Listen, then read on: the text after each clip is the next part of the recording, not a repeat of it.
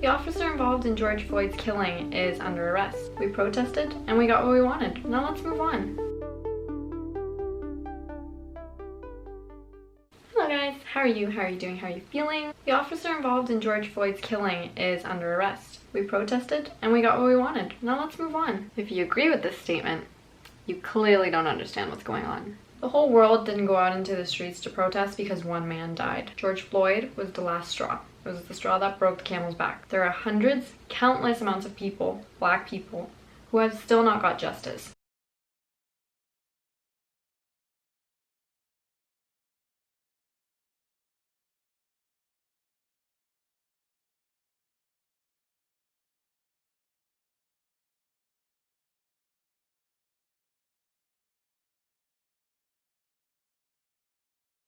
The Breonna Taylor law banning no-knock warrants in Louisville, Kentucky was passed, yet Breonna Taylor's killers are still officers. She was killed in her sleep after officers came into the wrong house, and her boyfriend is in jail for self-defense shooting at them.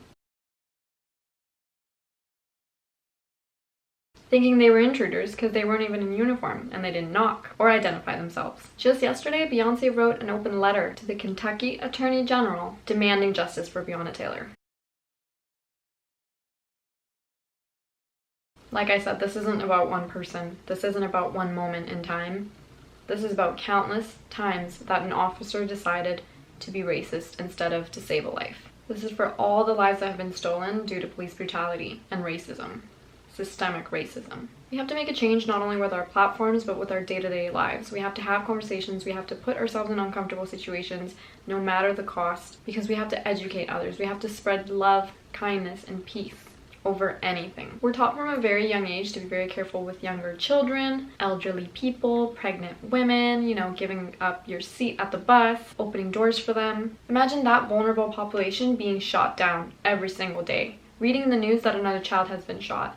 Reading the news that a pregnant woman has been raped. And all these cases just piling up on top of each other would definitely make an uproar not only in a country but in the whole world. So why are we taught from a young age to show love and kindness to these vulnerable populations but not to black people or to any person of color for that matter? Why aren't we taught to treat everyone equally regardless of their race, sexuality, abilities, or anything? We are all the same race at the end of the day.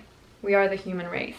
And right now, black people are the vulnerable population. They need our help, they need their voices to be heard, and they need justice. Now. A lot of us started this exhausting journey of this movement the moment that George Floyd's news came out.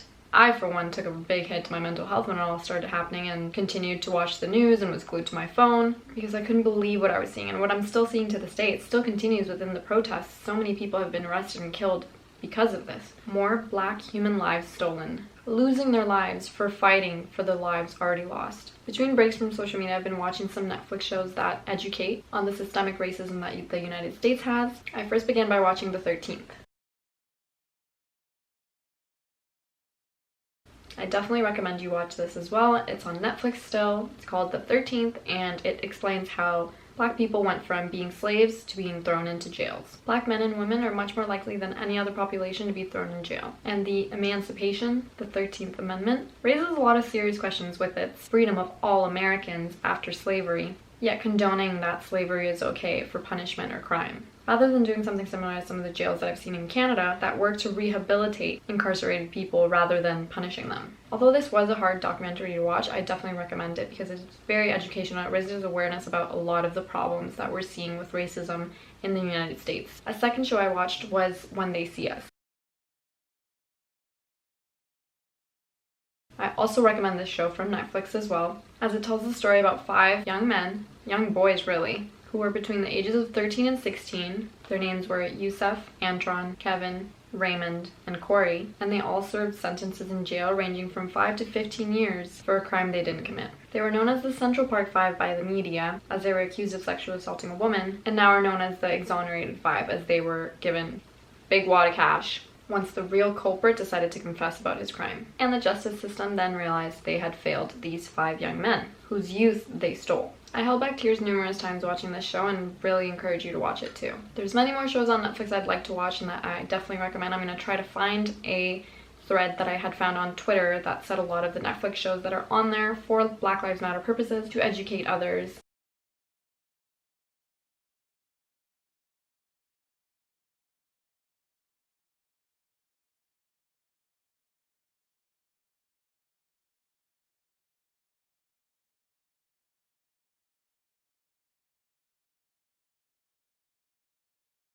And as always, I'm going to leave my link to sign petitions and help if you can.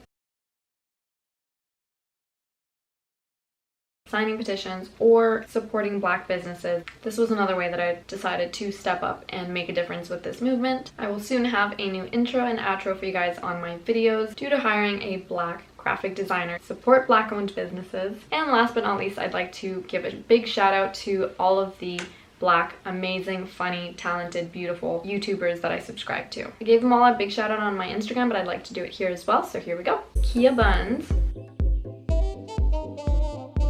Hey Paris, Amari Stewart, Aaliyah J,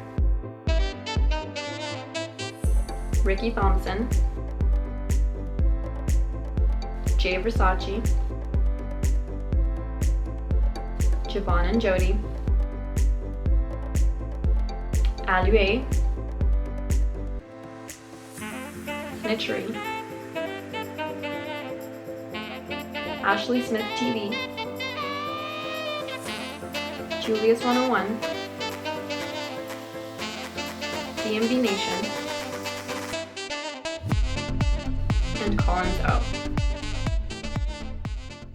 I will continue to do my part to make a difference, as I am also a person of color. I don't pretend to understand, but I stand with them and I send all my love and all my best wishes to all the Black people going through a hard time right now. If you or anyone you know is a Black person or has a Black business that needs some support, a shout out, anything I can do for them, please reach out to me and I will be happy to do so within my means. I am not rich and I don't pretend to be. I haven't been able to donate too much money to the movement, but I have been doing what I can. I've been streaming to donate, which I'll also leave a link down below for. But this is my message to you, anyone watching this right now. I am identifying from now on not only as a non-racist but an anti-racist, and if you are racist, please unsubscribe. I would not like you to be part of this family if you can't understand the issues in the world right now and want to make a difference with me. This is the time to uplift our beautiful Black people, and I can't wait to see all the difference it's going to make. We've been making some progress, some changes have been happening that have really been monumental and insane, and I'm really happy to hear that, but there's still a long way to go and there's still more work to be done. So we're going to need to keep the momentum going, and I will do just that. This is not the first and this will not be the last video where I am spreading awareness about this or I'm talking about this. This will be mentioned in most of my videos, if not all of them, because it needs our attention. They need our help and they need justice. Thank you guys so much for watching. If you like this video, please give it a thumbs up. Subscribe if you haven't already because it's free, and I will see you guys next time.